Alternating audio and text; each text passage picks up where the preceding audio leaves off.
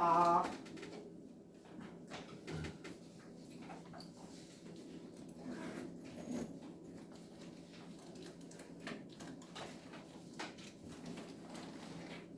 자, 봅시다. 이 도도한 생활이라는 게 어떤 의미냐, 이거부터 좀 얘기를 해볼게요. 그래서 이 도도하다라는 말은 약간 잘난 체 하면서 거만하다라는 사전적 의미를 가지고 있어. 근데 이 작품에서 피아노라는 소재가 되게 중요하게 등장을 하죠. 그치? 그래서 그 나름대로 조금 잘 그럭저럭 잘 살고 있을 때는 엄마가 이제 딸내미를 위해서 너는 이걸 한번 좀 배워봐라. 그래서 교양을 조금 배워봐라 라는 의미에서 피아노를 사줬었는데 집안이 망하고 나서 이 피아노를 어떻게든 이고 반지하방으로 들어가게 되지. 그치? 그래서 이 피아노라는 것이 중산층의 안정된 삶을 의미하는 거기도 해. 그래서 이 나중에 결말 부분으로 들어가게 되면은 비가 막 반지하방에 주룩주룩 새는 와중에서 지금 막 반지하니까 지면보다 아래잖아. 그치? 그래서 비가 새면 잘못하면 이게 물이 들어찬단 말이야. 그래서 무릎까지 막 비가 들어찬 상황 속에서 얘는 뭔가 좀 뭐 체념한 듯 아닌 듯 피아노 앞에 앉아가지고 도 이렇게 누르는 거야. 이게 도도한 생활입니다. 이게 무슨 얘기냐면 이제 반지하라는 참담한 그 현실 속에서도 나는 열심히 노력해서 언젠가는 다시 그 집안을 회복하고 중산층의 안정된 삶으로 올라가고 싶다는 얘기야. 오케이? 그래서 이 도도한 생활이라고 얘기하는 거는 그 두 가지 의미가 있어요. 일단 첫 번째, 도도하다라는 거는 이제 거만하고 잘난 체 하다라는 뜻이야. 거만하고 잘난 체 하다. 그래서 중산층의 윤택한 삶을 상징하는 거지. 중산층의 윤택한 삶. 윤택한 삶. 그 다음에 이 도라는 것이 피아노 음계의 도를 의미하는 걸 수도 있거든요. 두 번째, 피아노 음계의 도를 의미한다고 하면 이 도는 맨 처음에 시작하는 음이지. 도레미파솔라시 도니까. 그래서 이 도라는 것이 가장 밑바닥 생활을 의미하는 걸로 얘기할 수도 있어. 그래서 이 음계의 도로 본다면 반지하에서 생활하는 삶이다. 반지하 생활.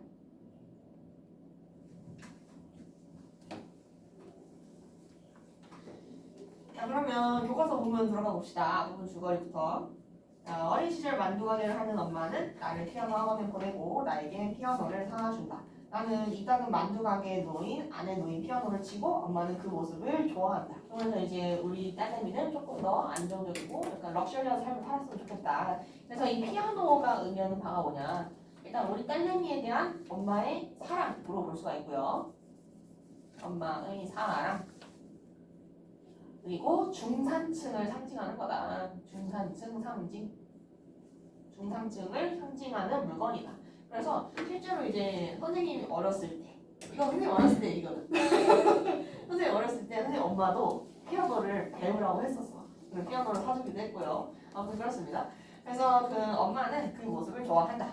고등학교 3학년 때 아빠의 비꼬중으로 집안이 망해서 값진 물건을 팔아야 하는 상황에 놓이지만 엄마는 피아노는 팔지 않으려고 해. 이것만큼 못 판다. 이거지. 그래서 이 피아노라는 거는 엄마 입장에서는 중산층으로서 마지막 남은 자존심입니다. 자존심. 중산층으로서의 마지막 남은 자존심. 이것만큼은 내가 팔 수 없다. 뭐 이렇게 고집 부리는 거지. 그래서 대학에 합격한 나는 언니가 사는 서울 반지하 새방으로 이사를 하게 되는데 이때 엄마의 부탁을 받아서 피아노를 가지고 간다. 이사간 집의 집주인은 피아노를 가져온 나를 못마땅해 하고 나는 집주인에게 피아노를 절대 치지 않겠다고 약속을 한다. 일단 이 반지하라는 공간 자체가 되게 좁을 거 아니야. 그 좁은 공간에 엄청나게 거대한 피아노를 들여보낸다라는 거는 사실 이게 현실적으로 그렇게 좋은 현명한 선택은 아니거든요. 그리고 이제 피아노가 집에 들어오게 되면 이 집주인 입장에서는 이 피아노 소리가 소음 공해를 일으키지 않을까 이런 생각을 하게 돼. 그래서 아파트에 피아노 들어오는 것도 사실 집주인이 별로 좋아하지 않는데 반지하 방에 피아노가 들어온다고 하면은 걱정이 될 수밖에 없겠지. 그래서 이제 피아노를 치지 않겠다고 이제 약속을 한다. 나는 등록금을 모으기 위해서 컴퓨터로 학원 교재나 시험지를 만드는 알바를 하고 언니는 편입 준비와 아르바이트를 하면서 고된 생활을 이어간다. 자, 그러면은 이 나 같은 경우는 지금 어떤 상태야? 집안이 폭삭 망해버렸죠. 그래서 등록금이라든지 생활비를 부모님한테 기대할 수 없는 상황이야. 그리고 언니도 마찬가지로 지금 열심히 알바를 하면서 생계를 혼자 책임지고 있는 상황인 거지. 그러면서도 얘가 나는 계속해서 뭔가를 열심히 이뤄나가고자 하는 그런 태도를 보인단 말이지. 그래서 여기서는 이렇게 봅시다. 여의치 않은 상황 속에서 여의치 않은 상황에서도 꿈을 위해 힘겹게 살아간다.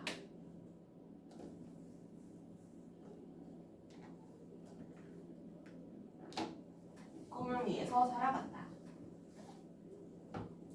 이제 니네는 몇 년 남았지? 지금 고2니까 2년 남았네요. 2년 지나면은 약간 요 정도까지는 아니더라도 비슷한 결의 고민을 좀 하게 될 거야, 너네도. 초여름이었다. 이 초여름이라는 계절적 배경 먼저 제시하면서 작품 시작합니다. 계절적 배경. 그 다음에 이 비가 얘들아 장마 때 비가 많이 오지, 그치? 그래서 요 뒷부분에 계절적 배경이 초여름으로 먼저 제시가 되고, 그 다음에 장마가 뭐 창창창 내리고, 그 다음에 여름이 끝나갈 무렵 이런 식으로 시간이 조금씩 흘러가면서 얘가 전개도 같이 되는 거야. 그래서 일단 초여름부터 시작을 합니다. 이따가 비가 오다 그치고 다시 내렸다. 창밖 보도 위에 빗방울들이 수많은 원을 그리면서 내 머리 위에 아름답게 떠 있었다. 이는 하늘이 아닌 지상에서 내리는 것 같았다. 이런 말이 나오는 이유가 뭐야?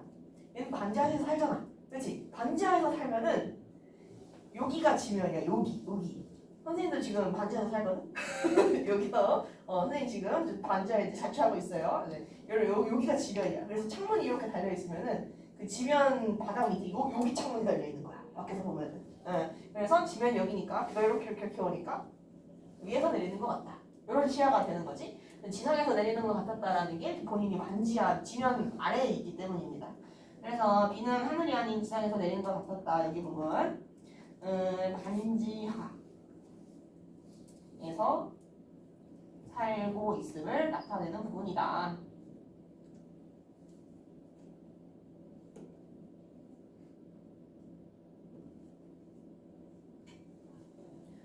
그래서 나는 이번에 건포도를 털어 넣으면서 창밖을 바라봤다. 건포도는 내가 가장 좋아하는 간식이었다. 그걸 먹으면 왠지 까맣게 쫄아붙은 캘리포니아의 햇빛을 씹어먹는 기분이었대. 여기서 햇빛을 씹어먹는 기분이어서 내가 건포도를 좋아하는 거지. 맞아? 근데 이 반지하는 그 구조 특성상 집안이 좀 습기가 많이 찰 수밖에 없어. 그래서 잘못하면은 그 반지하 들어가면 그 반지하 특유의 그 키키한 곰팡이 냄새 그런 게 나는 경우들이 있거든. 그래서 그런 집에 들어가서 벽지 이렇게 딱 뜯잖아? 그러면 곰팡이가 뚜루룩 나온단 말이야. 이제 그게 반지하예요. 물론 선생님 집이 그렇다는 얘기는 아니야.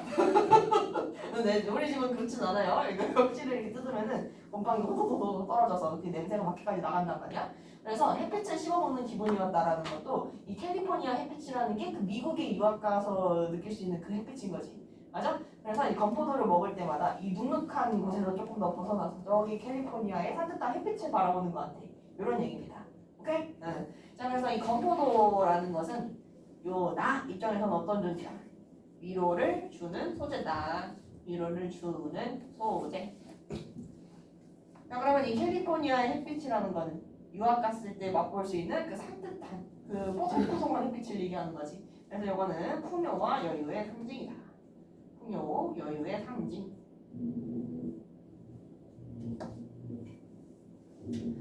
그래서 또 갈게요. 언니는 번화가에 있는 프란차이즈 식당에서 계산대 보는 일을 하고 있었다. 언니는 새벽마다 어깨에 쌀 포대만한 졸음을 이고 학원에 갔고, 그리고 저는 쌀 포대만 한 졸음이라는 표현이 나왔는데 이 작품 자체가 처음부터 끝까지 감각적인 묘사가 나온 부분이 되게 많거든. 그래서 이 쌀 포대만 한 졸음이라는 것도 추상적 개념의 구체화, 이거 얘기할 수 있겠다. 그죠?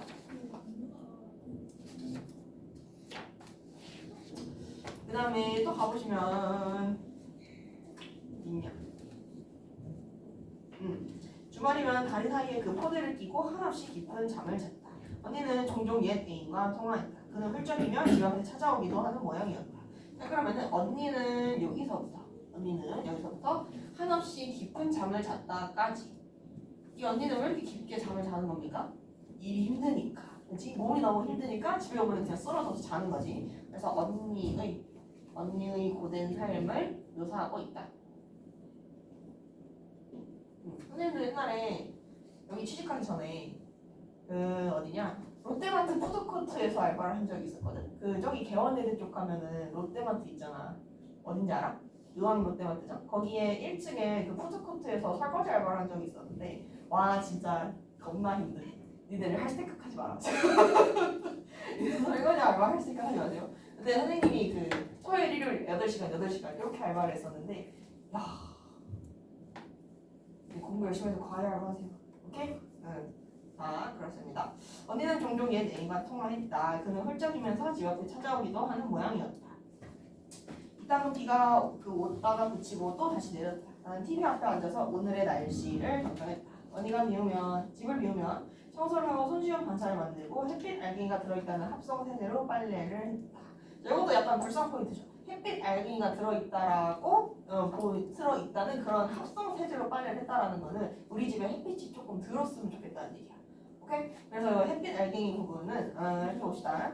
햇빛이 들지 않는 열악한 환경을 강조하고 있다.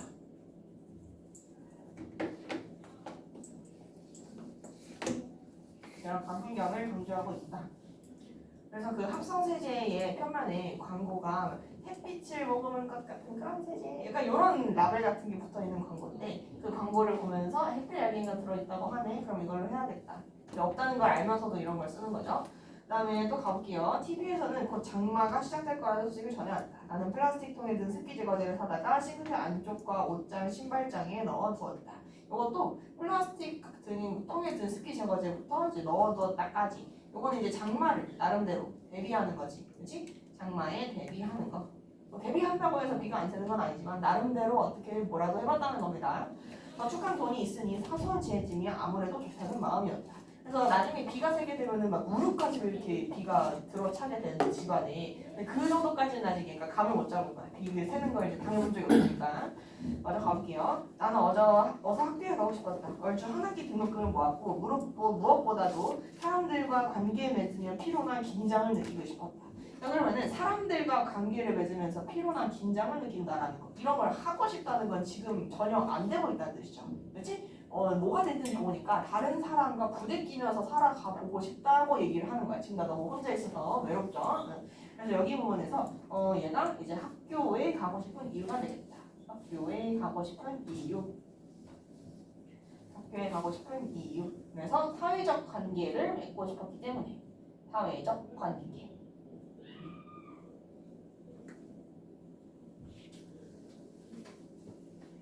그 다음에 또 가볼게요. 긴장되는 옷을 입고 긴장된 표정을 짓고 평판을 의식하고 사랑하고 아첨하고 농담하고 험담하고 계산적이거나 정치적인 인간도 한번 돼보고 싶었다.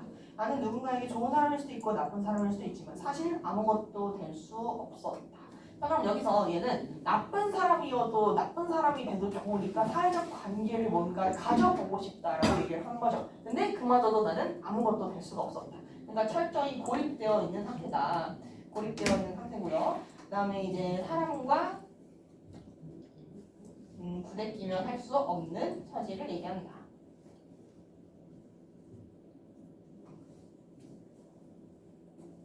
그래서 지금 나를 둘러싸고 있는 것들은 가전제품뿐이었다. 이제 살아있는 생명체는 전혀 없고 가전제품만 내 주위를 둘러싸고 있다. 나는 냉장고한테 잘 보이거나 전기밥통을 헐뜯고 싶지 않았다. 첫 월급을 탔을 때 누구를 만나 어떻게 돈을 써야 할지 몰라 당황했었다. 자, 뒤로 가볼게요.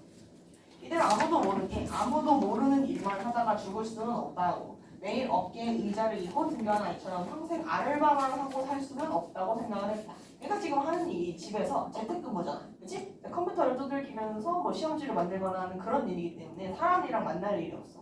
그래서 이 아르바이트라는 것도 그냥 문맥 없이 딱 놓고 봤으면 알바하는 거 사회적 관계 아니야? 얘는 재택근무이기 때문에 이 알바는 안 됩니다. 그래서 가끔은 손가락이 나뭇가지처럼 기다랗게 지나가는 자라나는 꿈을 꾸기도 했다. 나는 손가락만 지난 인간 타자수가 되어서 다음 중 맞는 답을 고르시오라는 문장을 끊임없이 치고 있었다. 그럼 내가 지금 꿈을 꾸고 있는데 이 꿈이라는 거는 고전소설하고 현대소설하고 의미가 조금 달라. 현대소설에서 꿈이 나타난다라는 거는 인물이 가지고 있는 어떤 내면의 의식을 반영하는 거거든요. 그래서 꿈의 내용을 봤을 때 손가락이 나뭇가지처럼 기다랗게 자라나는 꿈을 꿨다고 했지. 그럼 이렇게 기다랗게 자라나는 거? 이게 그렇게 유쾌한 상황은 아니잖아. 이거는 되게 기괴한 장면입니다. 손가락이 길게 자라나면서 계속 막 타자만 계속 치고 있는 거고 그 다음에 다음 중 알맞는 답을 고르시오라는 문장만 계속 치고 있고 탄단이만한 문제지를 들고 인쇄소에 찾아가면 그걸 전부 나눠러 풀라는 것이었다.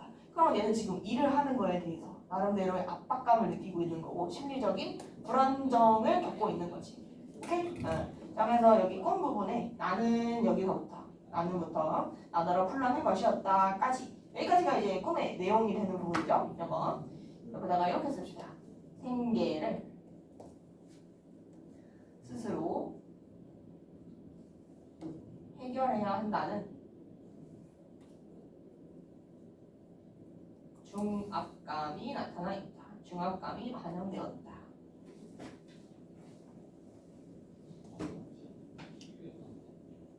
그 다음에 또 가봅시다. 나는 건포도를 오물거리면서 가을이 얼마 남지 않았으니까 하고 안도했대. 이 가을이라는 게 어떤 계절이야?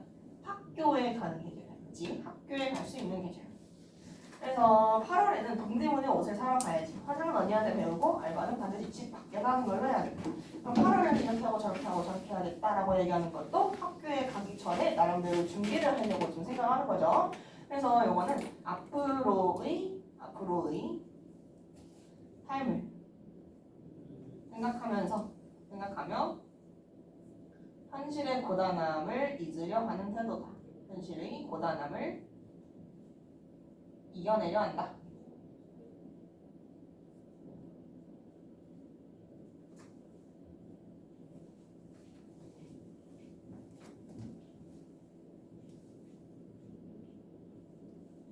그 다음에 또 가볼게요.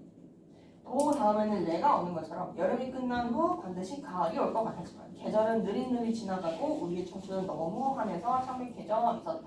자, 지금 보시면은 도 다음에 레가 온다고 했거든, 그치? 그럼 도 다음에 레가 오는 것처럼 여름이 지나고 나면은 가을이 올 것만 같다라고 얘기를 했어. 그럼 도, 여름, 얘네들이 의미하는 바는 뭐야? 내가 지금 현재 살아가고 있는 현실을 이야기를 하는 거고 지금 아무런 사람과도 교류하지 못한 채로 관지와 색방에서 살아가고 있는 그 현실이죠. 그럼 이 내, 가을, 이거는 뭐야? 내가 바라는 희망찬 미래, 긍정적인 미래다. 학교에 가는 거.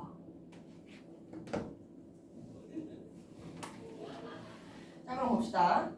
조금 있으면 가을이 올 것만 같았지만 계절은 느릿느릿 지나가는. 그러니까 지금 살아가고 있는 계절, 즉 여름이 너무 느릿느릿 지나가고 있다는 거야. 그만큼 이 내가 너무 힘든 시기를 보내고 있다는 얘기고요. 그다음에 우리의 청춘은 너무 환해서 창백해져 있었다라고 얘기를 하는데 보통 사람들이 청춘이라고 하면 되게 빛나는 시기다, 아름다운 시기다 이렇게 표현을 하지, 그렇지? 근데 여기서 말을 하기는 우리는 청춘은 환한 건 맞아. 하지만 너무 환해서 창백해져 있었다. 이것도 마찬가지로 자기의 현실적인 고단함을 얘기하는 거잖아. 그래서 우리의 청춘은 너무 환해서 창백해져 있었다 부분, 이거 현실적 고단함을 역설적으로 표현하고 있다. 역설적으로 표현하고 있다.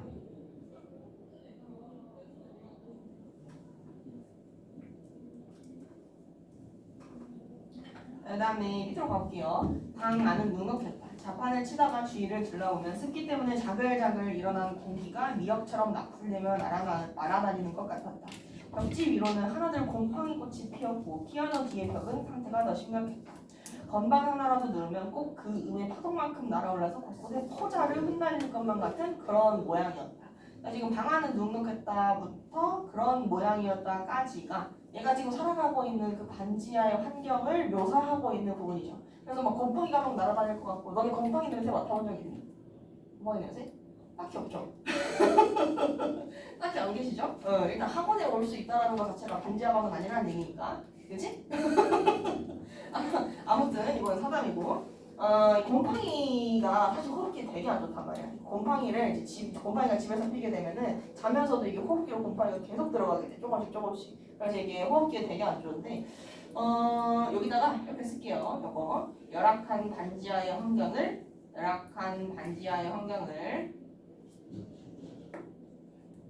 묘사하고 있다. 반지하의 환경을 묘사하고 있다. 그려봅시다. 나는 피아노가 썩을까봐 걱정이었대. 근데 그런 와중에 본인 호흡기 걱정하는 게 아니고 피아노를 걱정합니다. 왜? 이 피아노라는 것이 나의 입장에서 마찬가지로 중산층으로서의 자존심을 상징하는 거기 때문에 이제 엄마가 나한테 피아노 가르쳐줬던 거, 그리고 나도 이제 엄마 옛날처럼 다시 이제 열심히 노력을 해가지고 중산층으로 안정된 삶을 꾸리고 싶어. 그 마음을 상징하는 게 이제 피아노인 거거든요. 그래서 몇 번 마른 걸레로 닦아봤지만 소용이 없었다. 우선 발령 몇 장을 찢어서 피아노 뒷면에 덧대 놓는 수밖에 없었다. 그러다가 그 피아노 건반을 확인해보고 싶은 마음이 들었다. 시골에서부터 입어온 것인데 이대로 망가지면 너무 억울할 것 같았다. 그러면 시골에서부터 이 피아노를 가지고 왔다라는 게 또 무슨 의미가 있느냐. 피아노 자체가 중산층을 상징한다고 했지. 그치? 그래서 시골에서 가지고 있을 때 얘가 이제 올라오게 되면서 즉 서울 쪽으로 오면서 얘를 가지고 왔다는 거는 시골에서 가지고 있었던 꿈을 가지고 서울에서 그거를 펼쳐나가려고 했다는 거지. 무슨 말인지 알았어? 응. 자, 그래서 시골에서부터 이고 왔다라는 거는 힘들게 가지고 올라온 힘들게 가져온 꿈입니다. 꿈. 즉 피아노다. 또 가봅시다. 이대로 망가지면 너무 억울할 것 같았다. 한날 마음을 먹고 피아노 의자 위에 앉았다. 그런 뒤에 두 손으로 건반 뚜껑을 들어 올렸다. 손 안에 익숙한 무게감이 전해져 왔다. 내가 이제 하루 이틀 쳤던 피아노가 아니고 옛날부터 있었던 거니까 내가 알고 있는 무게감이었다. 곧 88개의 깨끗한 건반이 눈에 들어왔다. 자, 지금 보시면은 위에 곰팡이가 엄청 많이 붙다 그랬지. 그럼 방 안은 되게 더럽고 습하고 곰팡이가 막 날아다니는 상황이. 이 피아노만큼은 희고 깨끗하다라는 거지. 그렇지? 그래서 88개의 깨끗한 건반 요거 곰팡이 핀 반지하와 대비되는 깨끗함. 그래서 요거를 이제 시각적으로 표현하고 있다.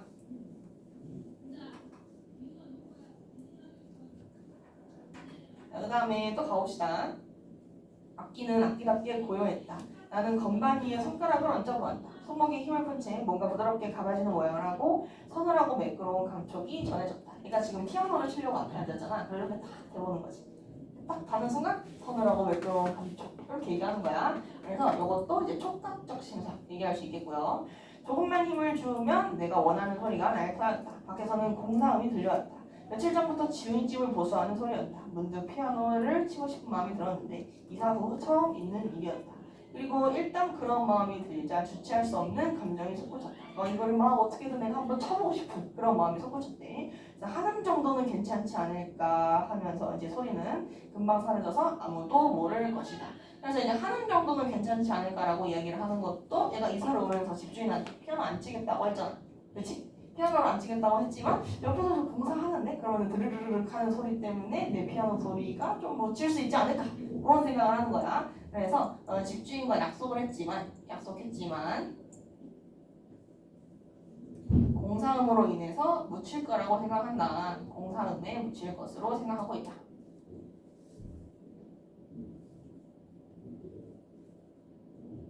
그래서 약속을 깨고 내가 이 피아노를 쳐보고 싶은 그런 충동이 일어나는 거지. 그래서 이제 피아노를 칩니다. 도 하고 딱 쳐. 이거 넘어가 볼게요. 도는 방 안에 갇힌 나방처럼 긴 선을 그리며 오래오래 날아다녔다. 그럼 요새 얘기하는 도라는 거는 피아노 소리인 거잖아. 그치? 피아노 소리의 도인 건데 방 안에 갇힌 나방처럼 날아다녔다까지 요거는 청각의 시각화 얘기할 수 있겠죠. 그치? 이 소리가 날아다닌다라고 표현할 수 있으니까 청각의 시각화. 그래서 나는 그 소리가 아름답다고 생각을 했다. 가슴 속에 어떤 것이 10개 출렁여서 사그라지는 그런 기분이었다. 어떤 것이 10개 출렁이었다가 사그라지는 것. 요거는 내면에 어떤 파동 같은 게 일어났다는 얘기죠. 그래서 도는 생각보다 오래 도하고 울었다. 나는 한 음이 완전하게 사라지는 느낌을 즐기려고 눈을 감았다. 밖에서 문 두드리는 소리가 났대. 쿵쿵쿵쿵. 그래서 피아노를 도 이렇게 탁 누르고 이제 좀 기다리고 있었는데 도 하나 하자마자 바로 그냥 쿵쿵쿵쿵 이렇게 하는 거지. 너 지금 피아노 친 거래요. 집주인들이 다 친 거래요. 그래서 이 쿵쿵쿵쿵이라는 소리가 피아노 소리랑 대비되고 있다. 피아노 소리와 대비된다. 그래서 나의 연주를 방해하는 소리다. 나는 얼른 피아노 뚜껑을 딱 닫았다. 안 치기로 했었으니까 들킨 것 같아. 그래서 나 다시 쿵쿵 소리가 들렸다. 현관문을 열어보니까 집주인집 식구들이었다. 체육복을 입은 남자와 그의 아내, 두 아이가 나란히 서 있었다. 사내 아이는 아빠와 김집 아이는 엄마와 똑 닮아 있었다. 외식이라도 갔다 오는지 그들 모두 입안에 이쑤시개를 물고 있었대. 이 이쑤시개 고깃집 갔다 오면은 거기 고깃집 앞에 항상 있는 거지. 그 낀 거 빼라고. 그래서 이 이쑤시개를 물었다라는 것 자체가 이제 그 주인집이 다 같이 가족끼리 고기를 먹었다가 왔다는 거잖아. 그래서 이 이쑤시개가 집주인의 경제적 여유를 나타내는 소재다. 경제적 여유를 나타낸다. 그래서 남자가 입을 열었습니다. 학생, 좀 전에 피아노 쳤어? 그거 더 하나 쳤다고 지금 바로 쿵쿵쿵해서 찾아왔죠? 그래서 나는 천진하게 말했다. 아닌데요? 주인 남자는 고개를 갸웃거려 물었다. 시험 같은데 점점점 나는 다시 아니라고 했다. 주인 남자는 의심스러운 표정을 짓다가 내가 곰팡이 얘기를 꺼내니까 지아는 원래 그래 라고 말한 뒤 서둘러 2층으로 올라갔다. 내가 도 하나 친 거 가지고 와가지고 바로 네가 친 거 아니야? 라고 했는데 아 근데 아저씨 지금 집에 곰팡이가 너무 많은 것 같아요 라고 하자마자 바로 그냥 아 원래 그런 거야 하면서 꽁무니를 빼는 그런 장면인 거죠. 그래서 주인 남자는 여기서부터 이제 2층으로 올라갔다까지 여기까지 나의 피아노 소리만 문제 삼고 나의 피아노 소리만 문제 삼고 그 다음에 집주인으로서의 책임은 회피하는 태도다. 원래 그런 곰팡이 문제라든지 아니면 근처에 뭐 소음, 이 공사 소음 나는 것도 집주인 집 그거 수리하느라고 소음이 나는 거잖아. 그런 것들은 이제 세입자가 아니라 집 주인이 책임을 져야 되는 부분이거든요. 근데 그런 것들은 그냥 에이 원래 그런 거야 하면서 도망가 버리고 나는 방으로 돌아와서 피아노 옆에 기대어 앉았다. 그런 뒤에 무심코 휴대전화 폴더를 열었다. 휴대전화는 번호마다 고유한 음이 있어서 단순한 연주가 가능했다. 1번은 도, 2번은 네, 높은 음은 별표나 0을 함께 누르면 되는 식이었다. 이거 좀 많이 눈물 포인트죠? 얘는 피아노를 치다가 딱 걸려가지고 지금 아저씨가 찾아왔는데 그래서 피아노는 못 치겠으니까 휴대전화로 대신 도레미 이걸 치는 거잖아. 그래서 이 휴대전화는 피아노를 대체하는 소재다. 피아노를 대체한다. 그래서 이 휴대전화는 그러면은 꿈이라고 해야 맞을까? 아니면 현실이라고 해야 맞을까? 얘는 현실이라고 해야 맞겠죠. 그치? 피아노를 대체하는 건 맞긴 하지만 얘가 대체하고 싶어서 한 게 아니지. 어쩔 수 없이 그냥 있는 걸로 소리라도 흉내내보고 싶어서 한 거니까. 그래서 이거는 이제 현실을 나타내는 소재다.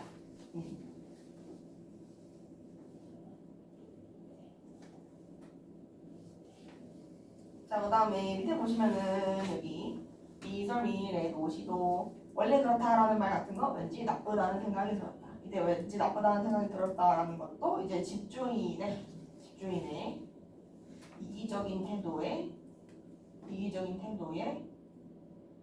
기분이 상했다. 기분이 상함.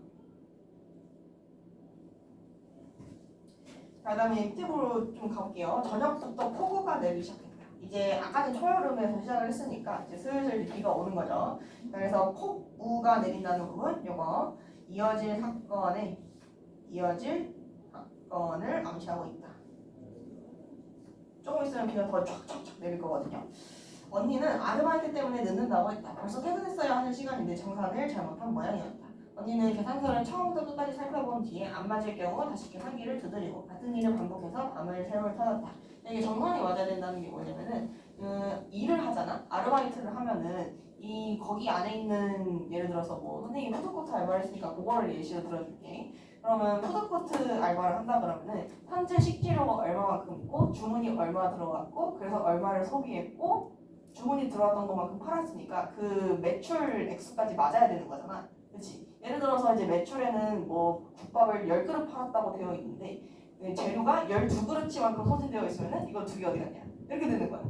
그래서 이거를 맞춰봐야 되는 거야. 근데 그 정산이 조금 잘못돼가지고 뭔가 좀 비는데 다시 해야 될 것 같은데 요런 상황이 돼버린 거죠. 그래서 그게 비면은 결국 못 맞추면은 지금은 아마 매니저들의 사비로 채우는 걸로 알고 있어. 거의 그런 식으로 일을 처리하게 됩니다. 그래서 주인이 책임지는 경우는 별로 없고 니들이 못 맞춘 거잖아. 이런 식이 돼가지고 보통 매니저들이 많이 채워. 자, 아무튼 그래서 어디까지 왔냐? 밤을 새울 터였다 여기까지 왔죠. 그래서 언니는 여기서부터 해가지고 밤을 새울 터였다까지 여기까지도 이제 언니의 고달픈 상황을 떠올리고 있다.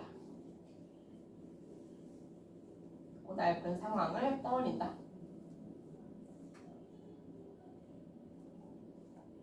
언니의 고달픈 상황을 떠올리고 있다. 그 다음에 나는 만두라면을 먹으면서 연속극을 보고 있었다. 볼륨을 한껏 높였는데도 배우들의 목소리가 잘 들리지 않았다. 이게 왜 그런 거냐면은 아까부터 폭우가 내린다고 했죠. 그치? 폭우가 내리면은 이게 쫙 이렇게 비가 내릴 건데 얘는 반지하에서 살고 있으니까 그 소리가 되게 크게 울린단 말이야. 그래서 이 TV 소리보다 폭우의 소리가 훨씬 더 커서 소리가 묻히는 겁니다. 응. 그래서 봅시다. 비 오는 소리 때문에 TV 소리가 묻히는 중이다. 그 다음에 또 가보시면 리모컨을 잡으니까 뭔가 축축한 게 만져졌다. 한참 손바닥을 들여다본 후에야 그게 빗물이라는 걸 깨달았다. 지금 보면은 비가 새기 시작한 거지. 그치? 반지하에서 비가 새면 되게 위험합니다. 지면보다 이 방이 아래이기 때문에. 나는 화들짝 자리에서 일어났다. 현관에서부터 물이 새고 있었다. 이물질이 잔뜩 섞인 새까만 빗물이었다. 그것은 벽지를 더럽히면서 창틀 아래로 흘러내렸다. 근데 그 빗물이 깨끗한 물일 수가 없는 게 내려가는 물이잖아. 그치? 그러면 위에 있는 물이면 그나마 좀 깨끗한데 내려가면 내려갈수록 온갖 더러운 것들을 다 묻히면서 물이 내려간단 말이야. 그래서 반지하로 다 들어가게 되면 좀 비린내라든지 어떤 하수구 냄새 같은 게 좀 많이 나게 됩니다. 그래서 이제 벽면은 검은 눈물을 쪽쪽 흘리는 누군가의 얼굴 같았다. 지금 보시면은 벽면을 타고 비가 새고 있는 상황이야. 그 비가 새는 거를 검은 눈물을 흘리고 있는 얼굴 이렇게 표현을 한 거지. 맞아? 자 그러면은 벽면에 검은 눈물을 흘린다는 부분, 이 벽면이 의인화되었다. 의인화되었다고 얘기할 수 있겠고요. 자 그다음에 눈물을 툭툭 흘리는 누군가의 얼굴, 눈물을 툭툭 흘린다. 여기부터 여기까지. 그래서 방에 물이 샌 것에 대한 당황스러움 그리고 현실의 비통함을 이야기한다. 현실의 비통함. 자, 그래서 허둥지둥 언니에게 전화를 걸었다. 언니는 한참 만에 전화를 받았고 언니는 의외로 담담했다. 몇 번 그런 적이 있다고 걸레로 닦아내면 괜찮을 거라고 말하니 바쁜듯 전화를 끊었다. 이 집에 비가 샌다는 거는 엄청난 사건이거든요. 집에 비가 새면 집주인한테 바로 연락을 해야 되고 물이 막 이렇게 들어오면 이불도 젖고 뭐 바바닥에 달라붙어 있는 거는 싹 다 젖는 거란 말이야. 근데 언니가 별 생각 없이 그냥 담담해. 그러면 한두 번 겪었다는 게 아니라는 거지. 그렇지? 그래서 언니는 여기서부터 바쁜듯 전화를 끊었다까지 언니에게는 일상이 되어버릴 정도로 비가 새는 것이 수차례 반복되었다.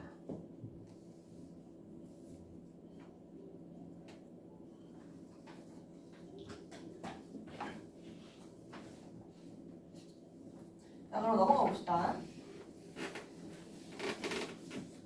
언니가 그렇게 말을 해주니 섭섭하면서도 안심이 되는 기분이었다. 나는 멍하니 서 있다가 양말을 벗고 바지를 걷어 올렸다. 현관 앞 신발들을 모두 신발장 안에 넣고 컴퓨터와 TV 등 가전제품의 퍼센트를 뽑았다.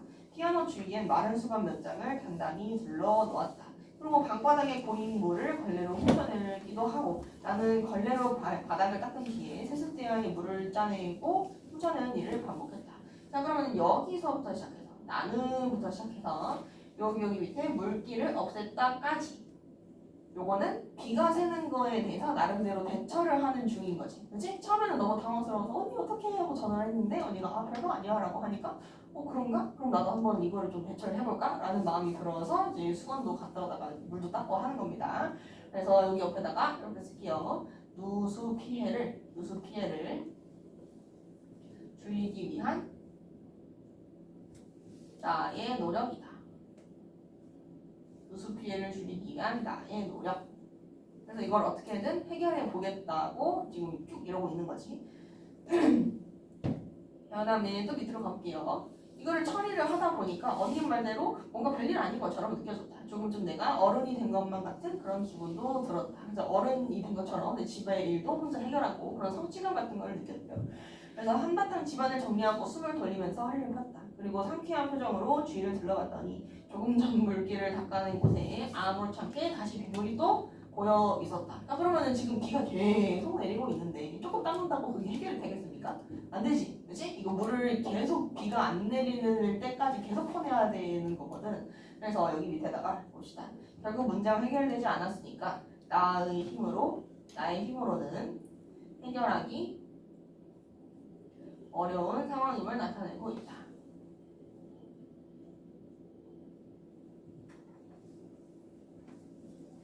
자, 그래서 또 봅시다. 아까보다 심지어 더 많은 양이었다. 나는 하얗게 질려서 언니에게 전화했다.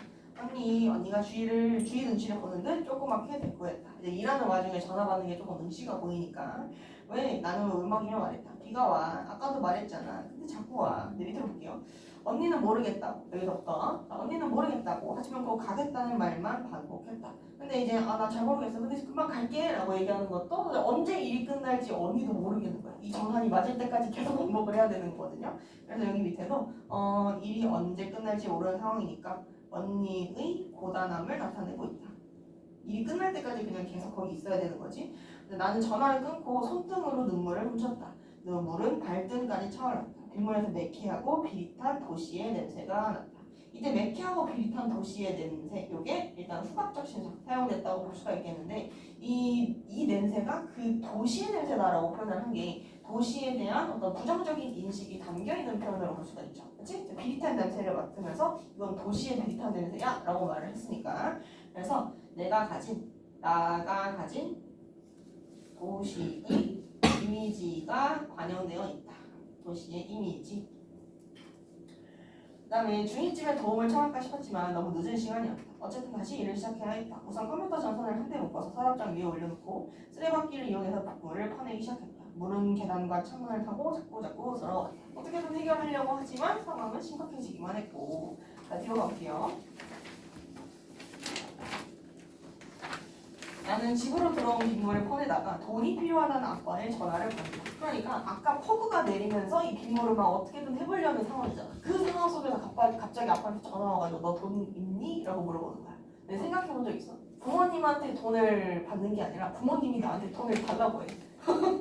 그런 생각 아직까지는 해본 적이 없겠죠. 근데 이게 역으로 이제 부모님이 나를 도와주는 상황인 거면은 이게 알게 모르게 되게 안정이 된단 말이야. 내가 뭔가 좀 삐끗했을 때 부모님이 나를 도와주실 수 있겠구나. 조금 더 지지해 주실 수 있겠구나. 이런 게 있는데 얘는 그런 게 없고 오히려 부모가 지금 폐가 되고 있는 상황이지. 그렇지? 그래서 돈이 필요하다는 아빠의 전화를 받았다는 부분. 여기다가 이렇게 씁시다. 이거는 도움을 구할 곳이 없는 나의 상황을 나타내고 있다.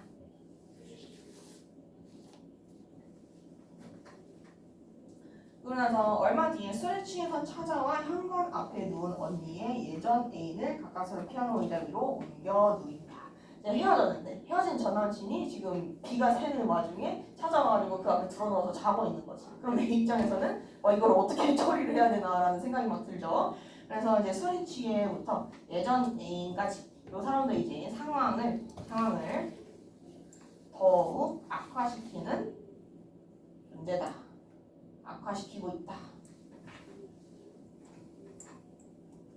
밑으로 갈게요. 빗물은 어느새 무릎까지 차 있었다. 처음에는 조금 촉촉해. 그 다음엔 발등. 지금은 무릎까지 차오른 상태예요. 그래서 나는 피아노가 물에 잠겨가고 있다는 걸 깨달았다. 저대로 두다가는 못 쓰게 될 것이 분명했다. 순간 쇼바를 잔뜩 올린 오토바이 한 대가 부르르 가슴을 긁고 가는 기분이 들었대. 그래서 이 쇼바를 올렸다라는 것은 그 안장 같은 걸 얘기를 하는 건데 그 오토바이가 내 속을 쫙 긁고 가는 것 같았대. 그만큼 피아노를 바라보는 내 심정이 너무 상처를 많이 받았다라는 얘기죠. 순간 여기서부터 기분이 들었다까지 나의 참담한 심정을 시각적으로 표현하고 있다. 시각적으로 표현하고 있다. 자, 그 다음에 오토바이가 일으키는 흙먼지 사이로 수천 개의 만두가 공기방울처럼 떠올랐다 사라졌다. 언니의 영어 교재도 컴퓨터와 활자 디귿도 아버지의 전화도 우리의 여름도 모두 하늘 위로 떠올랐다가 톡톡 터져버렸다.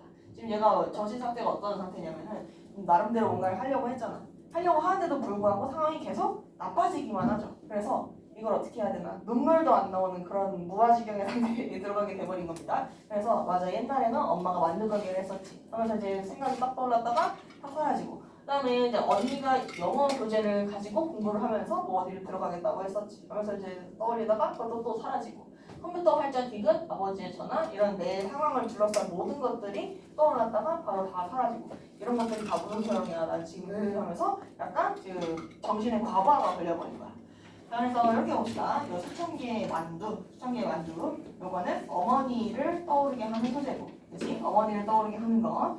그 다음에 언니의 영어 교실. 요거는 언니의 꿈을 나타내는 소재고. 그 다음에 컴퓨터 한자 틱은 요거는 나의 현실. 나의 현실을 상징하는 소재. 그 다음에 아버지의 전화. 요거는 현실을 더 악화시키는 거지. 그렇지? 현실을 악화시키는 전화인 거고. 그 다음에 우리의 여름도 모두 하늘 위로 떠올랐다가 톡톡 사라져 버린다. 그래서 사라져 버렸다. 여기 부분.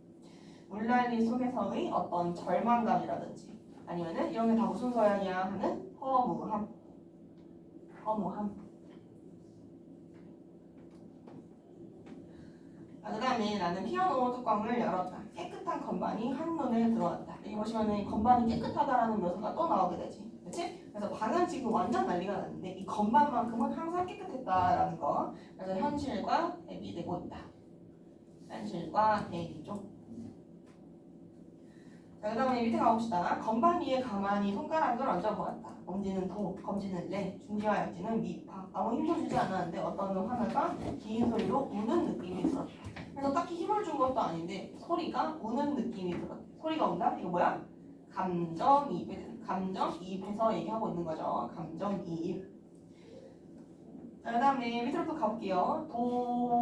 도는 긴 소리를 내면서 방 안을 날아들었다. 나는 레를 짚었다. 그리고 레 소리 나고 사내가 자세를 틀어서 기역자로 눕는 모습이 보였다. 이 사내가 누구야? 언니의 전남친이죠. 그렇지? 언니의 전남친이에요. 그래서 나는 천연하게 피아노를 연주하기 시작했다.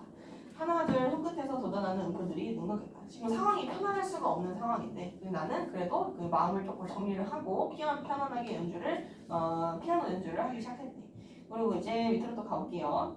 맨 밑으로 가시면 사내의 몸에서 만두처럼 김이 모락모락 피어났다. 빗줄기는 거셌다가 잦아지기를 반복하고 검은 비가 출렁이는 반지하에서 나는 피아노를 치고 발목이 물에 잠긴 채 그는 어떤 꿈을 꾸는지 웃고 있었다. 그래서 여기서부터 여기까지 한번 볼게요. 빗줄기는부터 피아노를 치고 있다. 상황이 지금 계속해서 나빠지고 있어. 언니 전남친까지 지금 집에 들어와가지고 퍼즐로 자고 있는 상황이야. 그런데도 나는 옆에 앉아가지고 피아노를 딱 친다? 근데 이 피아노가 무슨 의미였지? 나의 꿈, 나의 중산층을 향한 열망, 자존심 이런 거였잖아. 이거는 이런 현실 속에서도 포기하지 않고 위로 나아가겠다는 의지를 표현한 거야. 무슨 말인지 알겠어? 응. 그래서 여기 밑에다가 이렇게 써볼게요. 열악한 현실 속에서도 꿈을 잃지 않으려는 의지다.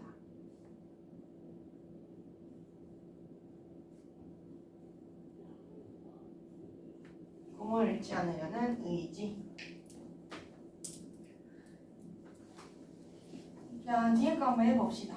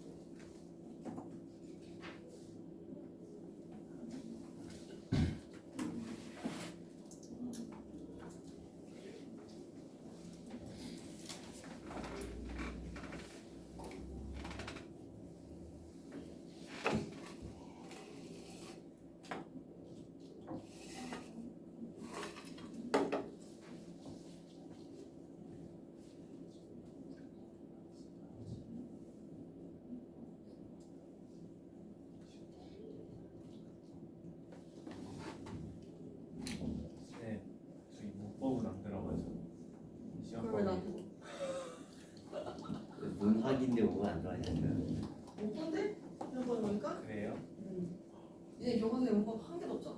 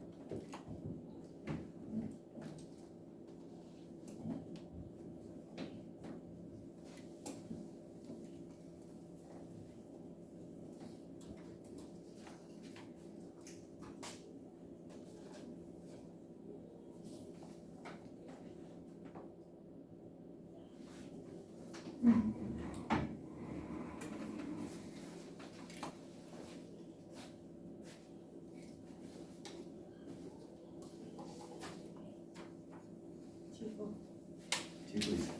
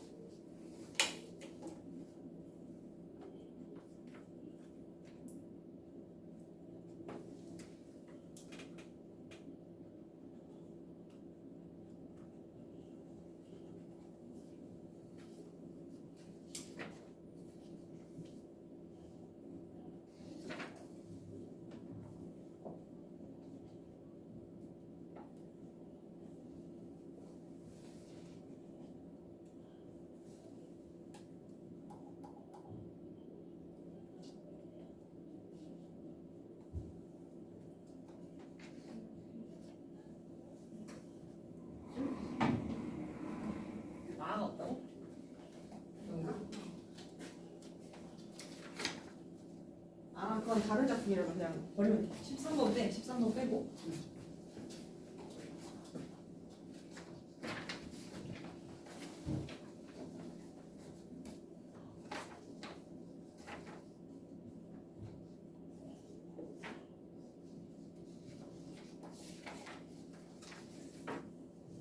많이 하고 있어?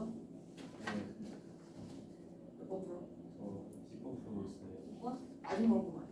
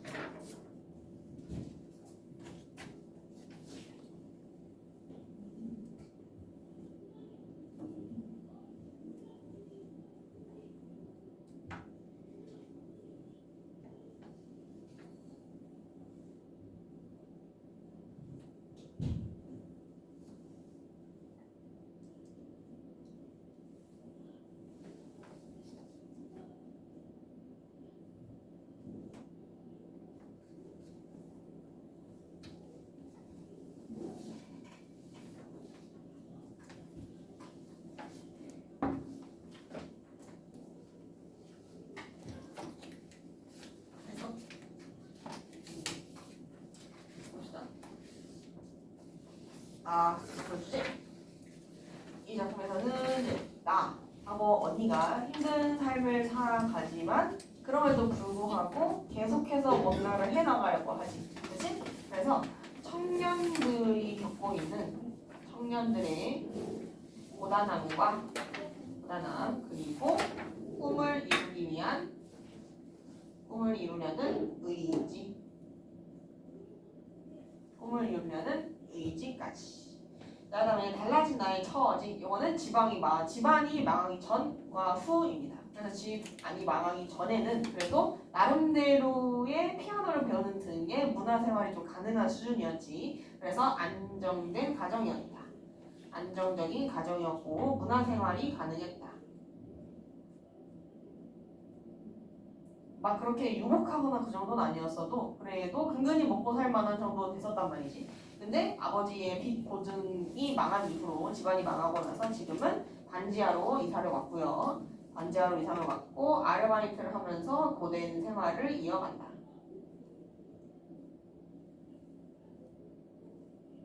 나중에 자취해 놓으니는 반지하 살지 마. 특히 여자애들은 반지하 살지 마세요. 아무튼 여기 이제 다음을 참고하여 피아노가 나와 엄마에게 어떤 의미인지 써보자. 자, 이제 피아노는 건반을 눌러서 소리를 내는 악기인데 경제 성장으로 중산층이 많이 형성되던 그때까지 중산층의 이미지로 부각되던 물건이다. 한마디로 이 피아노가 상징하는 바가 바로 중산층이다. 요거를 가지고 작품을 들어가라는 얘기죠. 그렇지? 그러면 나의 입장에서는 뭐가 되는 거야? 나의 입장에서는 중산층을 향한 꿈과 열망이 될 거고요. 그리고 나도 나름대로 옛날에는 그래도 잘 살았었단 말이야 하는 그런 자존심. 자, 그 다음에 엄마 입장에서도 저 피아노는 자존심을 상징한다고 볼 수가 있죠. 자존심을 상징한다. 자, 그 다음에 제목의 중의적 의미 이거 볼게요. 이 제목이 도도한 생활인 거지. 도도하다라는 말에 중의적 의미를 써보자는 거야. 일단 부정적 의미는 뭐가 있냐면은 도에서 레로 올라가지 못하고 계속 도만 치는 거지. 도. 그래서 쉽사리 벗어나기 어려운 현실. 그리고 계속 반복되는 현실을 의미하는 거다. 자, 일단 이렇게 써볼게요. 레로 올라가지 못하고